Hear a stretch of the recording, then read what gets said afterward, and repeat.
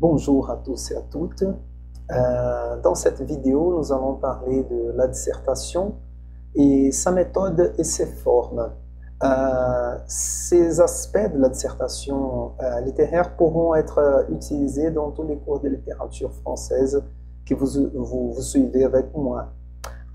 Donc, on commence avec cet exemple du poème Les Ponts Mirabeau de Guillaume Apollinaire. Je vous donne cet exemple juste pour pouvoir démontrer comment faire la dissertation, les sujets, la problématique, l'introduction, les plans, tous ces aspects. Donc, je vais vous faire d'abord écouter le poème et puis on passe aux démonstrations.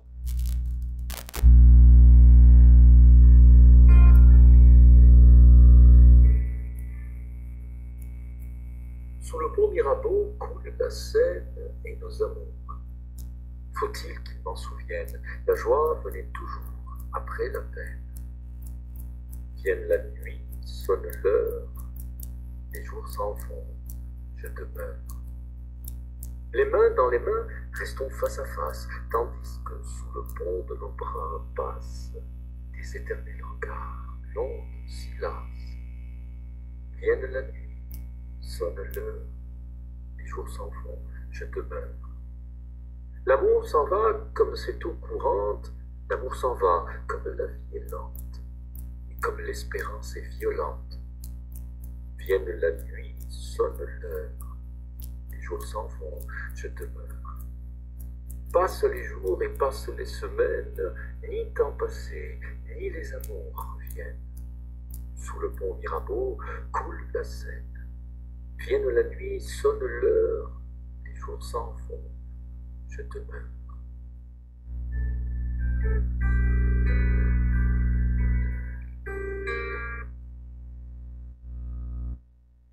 Voilà. Donc nous avons ici ce poème qui parle de ce pont de Paris. Et nous avons un poète qui parle, qui raconte un peu le souvenir d'un amour passé, le passage du temps et quelque chose qui demeure. Donc j'utilise ce poème comme exemple pour la démonstration des aspects de la dissertation. Passons alors au sujet de la dissertation. Alors qu'est-ce que le sujet de la dissertation? C'est à la base le thème à propos duquel vous voulez analyser l'œuvre choisie. Et il doit être élaboré de manière suffisamment large pour vous permettre de bien explorer l'aspect relevé à partir des différentes perspectives. Donc, à la base, c'est le thème, vous savez déjà. Mais ce thème, il doit être composé, choisi, élaboré d'une manière qui vous permette de explorer des différents aspects. Raison pour laquelle je vous dis ici qu'il faut choisir ou élaborer de manière suffisamment large. Je vous donne ici quelques exemples de comment composer ces sujets. Ça peut être d'abord un aspect formel ou thématique de l'œuvre. Ici, je vais vous démontrer après, à partir de ce poème. Par exemple, un aspect formel, c'est les refrains que vous voyez répétés ici plusieurs fois. Sonne la vie, je demeure, etc. La thématique, c'est comme l'échec amoureux. C'est quelque chose de quoi le poème parle. Une autre possibilité de composition, d'élaboration du sujet, c'est un point de vue qui mène à une interprétation de l'œuvre. C'est-à-dire quelque chose qui nous aide déjà à aller vers une interprétation de l'œuvre. Une troisième possibilité des quatre que je vais vous donner, c'est une trace de continuité ou des ruptures avec la tradition littéraire. Évidemment que cette possibilité-là vous exige un peu une connaissance plus large de la tradition littéraire. Et le quatrième exemple ici, c'est une caractéristique qui rapproche ou qui distingue l'œuvre choisie d'autres de la même époque ou mouvement ou d'une époque différente ou d'un mouvement différent, c'est possible aussi. Donc ici, je vous donne 4 possibilités, mais il y en a d'autres. D'accord? Passons à quelques exemples concrets à partir du poème écouté tout à l'heure. Donc, un aspect ici plutôt thématique que je vous propose, c'est l'idée de l'échec amoureux que ce poète raconte dans ce poème Les Ponts Mirabeau. Une autre possibilité serait à partir de, comme je disais tout à l'heure, d'un point de vue qui mène à une interprétation. Donc, ce que je vous propose ici comme sujet, c'est les symboles du pont dans le poème.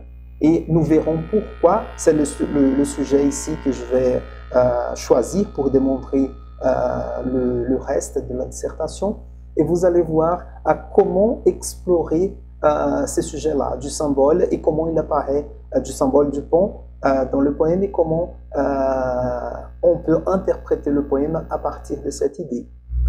Passons alors à la problématique. Qu'est-ce que la problématique de la dissertation?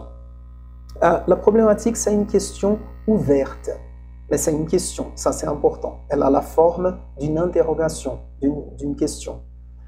Et c'est un problème de recherche. Donc cette question ouverte, c'est à laquelle la dissertation va répondre ou va apporter une réponse. Par contre, ou pourtant, au lieu d'une réponse définitive, il s'agit plutôt de construire progressivement une réponse en approfondissant la question initiale, c'est-à-dire il faut bien décomposer, déployer, décortiquer le sujet. L'idée, c'est à partir du sujet, on construit cette question ouverte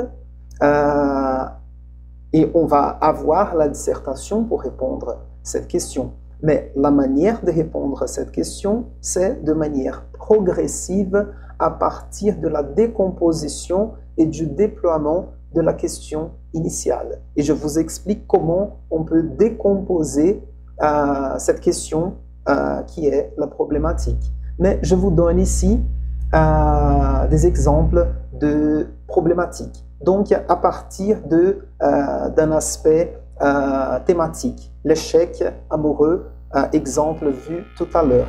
Une possibilité des problématiques, c'est comment le poète transforme-t-il l'échec amoureux en réussite artistique. Donc, on va lire le poème, interpréter le poème pour démontrer comment, à partir de l'échec amoureux, le poète réussit artistiquement avec la composition du poème. D'accord? Je vous donne un deuxième exemple du point de vue qui mène à une interprétation de l'œuvre, ici dans les cas, le poème. Donc, le symbole du pont dans le poème. Et la problématique serait de quelle façon peut-on interpréter le pont comme symbole dans le poème. Et je vous explique dans la suite comment le faire. Donc, ici, on passe au plan de la dissertation. Et qu'est-ce que le plan? Attention, parce que le plan n'est pas le récit de vos intentions, ni même la présentation de vos objectifs. Ce que j'appelle les plans, c'est la structure détaillée des sous-parties de votre dissertation, issue de la décomposition et du déploiement de votre sujet. Donc, votre plan, ce sont les sous-parties qui vont composer la dissertation. Et votre plan doit démontrer votre capacité à organiser, à analyser et à argumenter de façon progressive et persuasive. Il faut, à partir de cette composition de la dissertation, convaincre le lecteur que votre analyse, que votre interprétation est correcte. Donc, passons à un exemple. La première partie, évidemment, ou la première sous-partie de la dissertation est évidemment l'introduction. Et je vous donne un exemple d'introduction tout à l'heure. Et l'introduction, en général, elle n'est pas numérotée, raison pour laquelle il y a juste introduction. Les considérations finales, c'est pareil. Donc, la première sous-partie, c'est les ponts, métaphores ou symboles. Donc, dans cette partie, on peut expliquer les concepts de métaphores et de symboles pour après travailler ou analyser s'il s'agit, si le pont dans le poème est une métaphore ou un symbole. Mais c'est important de expliquer les concepts. La deuxième sous-partie, c'est symbole de l'union de l'amour passé. Donc, on va essayer de démontrer comment les ponts dans ces poèmes fonctionnent ou symbolisent l'union de l'amour passé.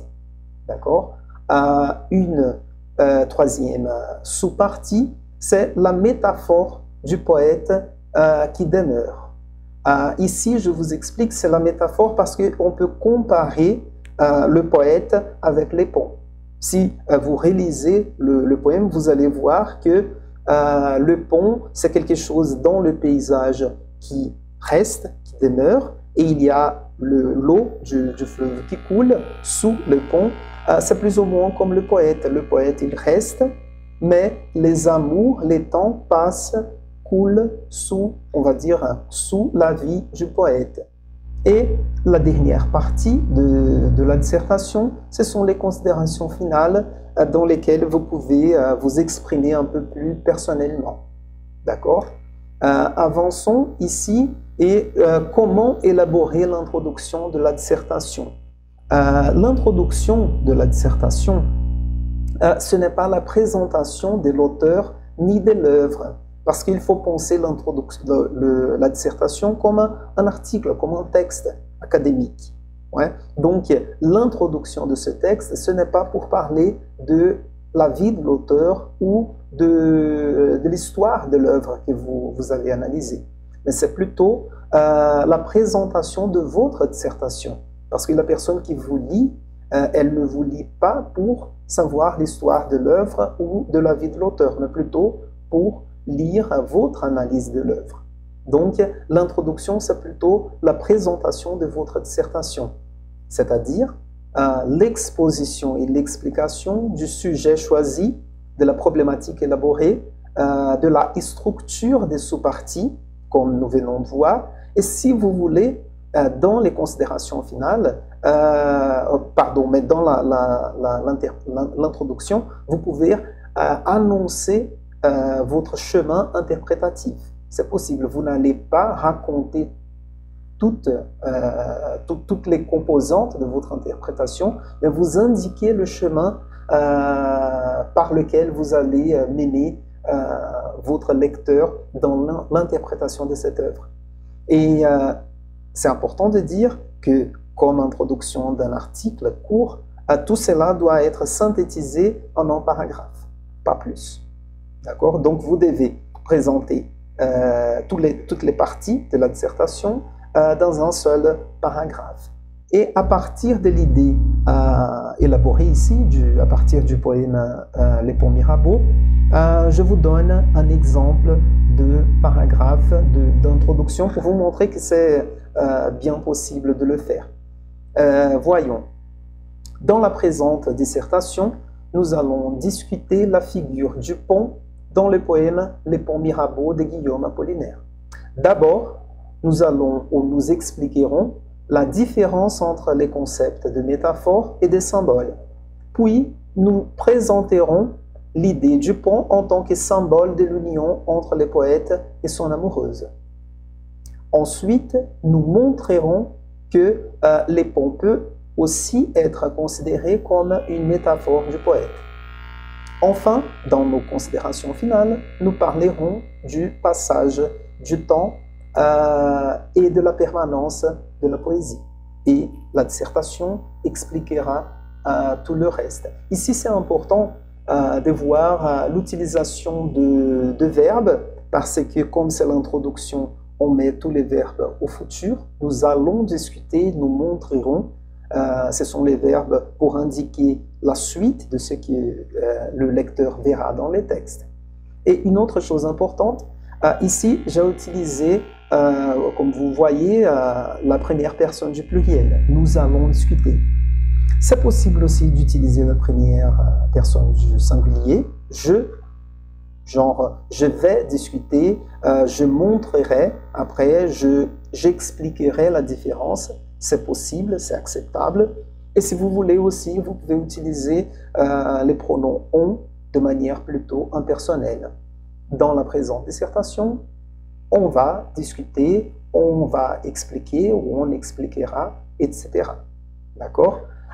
Et avant de finir, je vous montre ici la liste de plateformes de recherche dans lesquelles vous devez faire une recherche d'articles académiques pour soutenir votre analyse, votre interprétation, etc.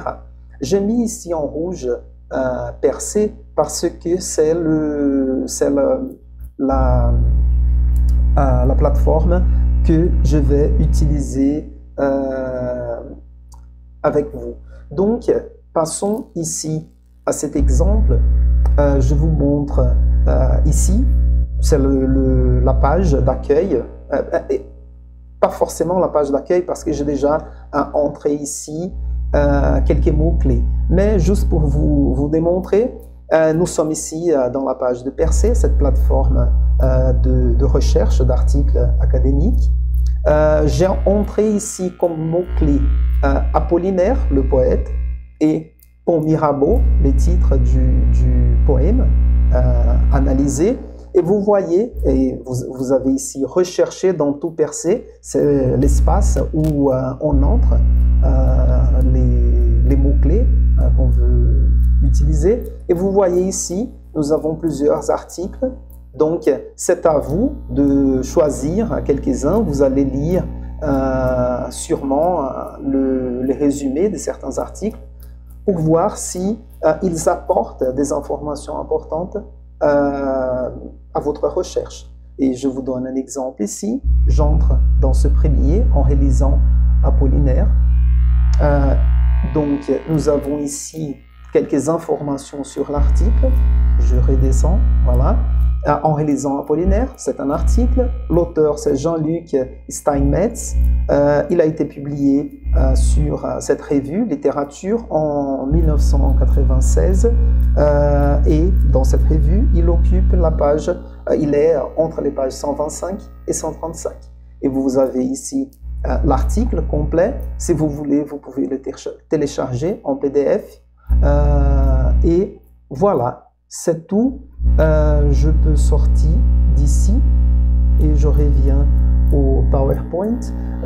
Et j'espère que tout est clair. Si vous avez des questions, n'hésitez pas à m'en demander. Et voilà, je vous remercie à tous et à toutes.